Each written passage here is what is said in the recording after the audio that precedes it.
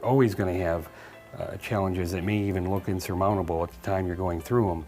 But if you're looking at the end goal, constantly focusing on where you're expecting to achieve and not what the obstacles are in between, eventually you'll overcome those. I mean, everything is going to have a degree of difficulty, and there's going to be different seasons in a valley, but knowing that you're going to be on the other side of that valley, it's never going to last forever. So that's the important thing to remember. Congratulations, John, which means I think nobody else earned this more as you this year, which means you worked hard for this company, you worked hard for the employees here, and you did the right things, bringing the right people in place to grow this company to the size the company is now. He's out there, trying to do what is best for the company, for the employees, and really for the future of manufacturing.